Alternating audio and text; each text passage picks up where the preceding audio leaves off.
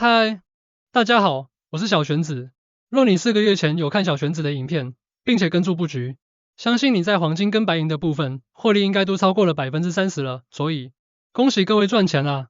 上一集我们聊过SERP被 BlackRock 暗中扫货，银行系统岌岌可危。今天这一集我就要来跟大家拆解，为什么我认为未来半年到1年跟银行结算成相关的加密货币，会是所有币种里最有爆发力的投资之一。还没申请交易所账号的朋友千万别错过，底下有我之前在83集跟86集的教学，关于如何5分钟就能开好 Bitget 账号跟资金运换的教学连结，用小玄子的专属申请码，还能节省20%的手续费。错过这一波，可能会后悔10年。如果你现在还没进场也没关系，但小玄子要提醒你，这波上车时间不会太久，因为只要一出法案，一家大银行采用，这些币可能就不是现在的价格咯。所以先去开好账号，先准备好。就算不立刻买，也不怕错过进场时机。接下来节目开始，很多朋友私讯问我，小玄子，你怎么都在讲那些什么结算成的加密币啊？是吧 ？XM 啊 ，XX 啊，不是都没那么热门吗？嘿，这个问题问得好啊。我们先来穿越一下历史，你知道吗？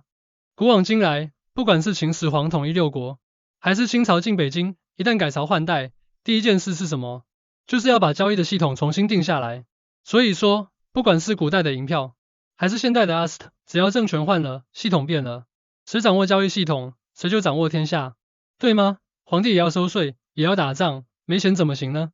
就像1949年那时候，国民党政权在台湾宣布币制改革，一口气把旧台币4万块换成新台币1块，你看，这不就是在重新定义钱是什么吗？那时候换钱，换得比现在通膨还凶啊！所以不管你是用刀币、铜钱还是银元，交易怎么跑？怎么算账，一定要先搞定。现在呢，美国这个现代帝国也差不多走到一个关键的转捩点了。美债突破36万亿美元，36万亿耶，不是台币，是美金啊！这种债，连罗斯福总统自己看了都会倒抽一口气。内心 OS， 这债还得玩的吗？所以你会发现，美国政府开始动起来了，短期内火速推动一堆加密货币的法案，像是怕晚了就来不及交作业一样。但大家别误会，我不是说这些法案一通过，美国债务就会突然神奇的清零，而是他们在为金融系统的大搬家做准备，从旧有的 SWIFT 老掉牙的银行转账、慢吞吞的结算流程，转向区块链为核心的新型结算层。也就是说，这场金融革命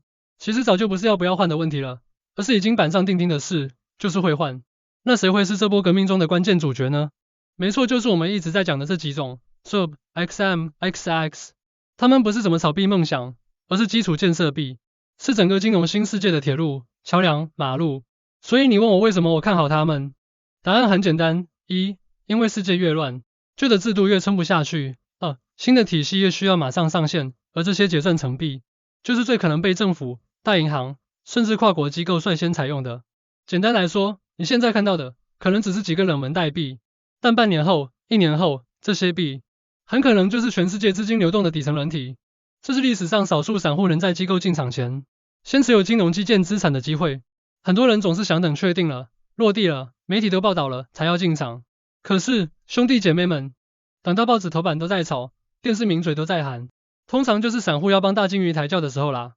真正的获利点，往往是市场还没完全意识到价值的时候，也就是现在。就像4个月前我跟大家说要布局黄金、白银，当时很多人还在观望，等它下跌再来买。结果一转眼，黄金已经突破历史新高，白银获利冲上30%以上，没跟上的，现在是不是拍大腿了？而这一次结算成的币，比起金银更猛，因为它们是系统级升级，一旦换了，就不是涨20%或30%，而是整个估值重定义。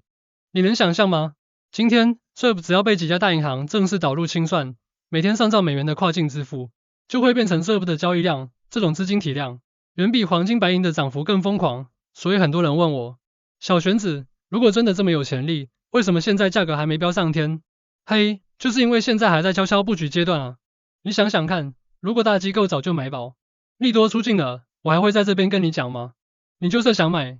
也早已涨到你不敢追了。真正的投资，不是追热门新闻，而是看穿未来趋势，提早卡位。这也是为什么我一直提醒大家，不是每一波都要重仓，但每一波都要参与，哪怕是少量持有，也可能改变你3年后的资产配置。毕竟，财富不是一夜致富的梦，而是一场有方向的选择。不过树大招风，目前SUP正在风头上，相信机构不会那么快抬价格。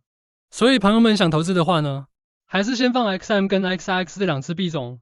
当然，长期来看，这应该会是币价最高的那一只币，所以不需要重仓，但也不能都没有。如果你是玩海约的话，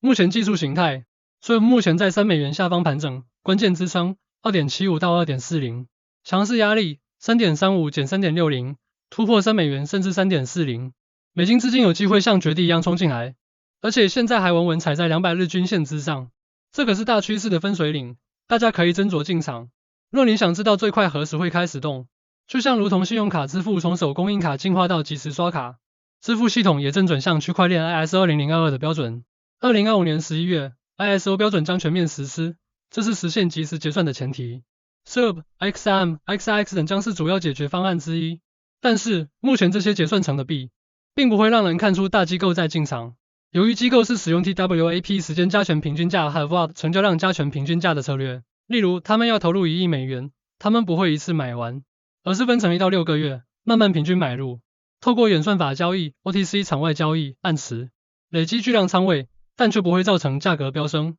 但是呢 ，Ripple 已拥有近300个全球银行金融机构合作伙伴，已知合作对象是 BBVA、Bank of America， 还与帛琉、不丹、蒙特内哥罗、乔治亚、哥伦比亚、日本 SB 央行合作，并且正在美国申请成为联邦特许银行，加速与传统金融融合。SUP 已经出现在这清单上，因为助理核准只差最后一步，而且机构其实并不在意买入价格，无论是100美元、1000美元还是1万美元，因为他们知道价格会更高。与比特币类似，机构投资人直到 BTC 3到5万美元才大举买入，如 MicroStrategy 的均价为72000美元。关键不在于便宜买，而是时机与协调。因为 SUP 总供应为1000亿，流通有520亿，散户投资者持有20到30亿，仅约 2% 到 3%， 所以机构根本不担心散户会抢走筹码，因为他们随时能从散户手里高价收购。大部分散户投资者就算发财，会像乐透得主一样卖掉，所以3到5年内 SUP 还是会回流到机构手中，因为这是一个全球金融基础建设，并且 Ripple 早就跟全球银行、支付巨头，甚至政府绑在一起。随选流动性 ADO 交易量疯狂成长，还有收购 Hidden Road 在 Gemini 推出SUP 信用卡，以 4% 的现金回馈给用户，所以这不是嘴上讲讲而已，而是真实世界的应用。在这里小玄子也想告诉各位，如果可以的话，记得去买个冷钱包，用来保护自己一半的加密资产，毕竟钱在身上也比较安全。以上内容仅为小玄子个人研究与观点分享，仅供教育与参考用途，不构成任何投资建议。投资加密货币与其他金融商品都具有一定风险，请各位朋友务必自行评估风险，别忘了，风险是留给没准备的人，机会是给看懂的人。我是小玄子，朋友们，我们下集见。